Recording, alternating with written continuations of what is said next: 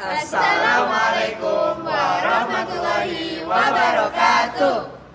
Kami dari kelompok Salam dari Binjai akan menjelaskan tentang fenomena bencana alam yaitu tsunami.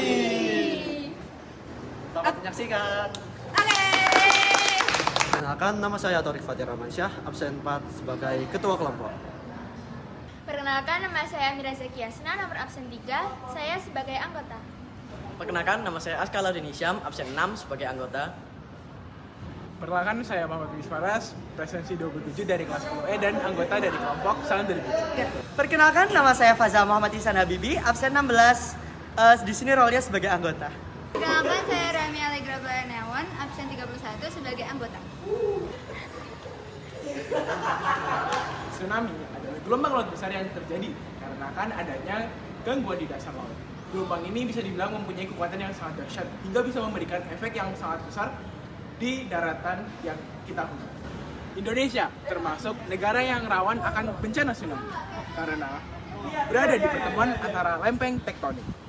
Contohnya pernah terjadi di Banda Aceh pada tahun 2004 dan juga di Palu pada tahun 2018 yang menyebabkan banyak korban jiwa dan kerusakan alam. Sekarang kita akan belajar tentang ciri dan bentuk tsunami. Jadi, tsunami itu biasanya diawali dengan gempa yang terasa besar dan kuat. Nah, tapi bedanya apa? Dia di dasar laut, gitu ya.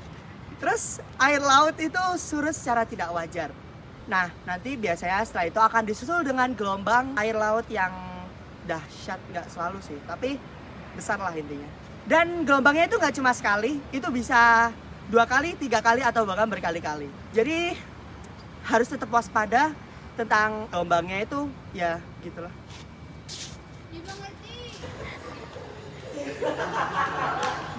Penyebab utama tsunami ada 2 faktor. Yang pertama faktor alami dan yang kedua faktor human error.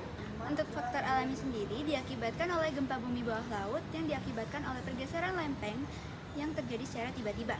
Selain gempa, tsunami juga dapat diakibatkan oleh longsor bawah laut dan juga letusan gunung berapi bawah laut. Karena Indonesia terletak pada cincin api, maka itu menyebabkan Indonesia memiliki resiko yang cukup tinggi akan terjadinya tsunami. Lalu selanjutnya faktor yang kedua yaitu faktor human error. Walaupun tsunami adalah bencana alam, tampaknya bisa semakin parah karena kesalahan manusia. Contohnya penebangan hutan mangrove, pembangunan di zona pesisir tanpa memperhatikan risiko, kurangnya edukasi kebencanaan, dan jika tidak ada mangrove sebagai pelindung alami, gelombang tsunami akan langsung menghantam daratan. Tsunami memang tidak bisa dicegah, tetapi dampaknya bisa dikurangi dengan kesiapsiagaan. Cara pencegahannya yaitu yang pertama, menjaga lingkungan pesisir.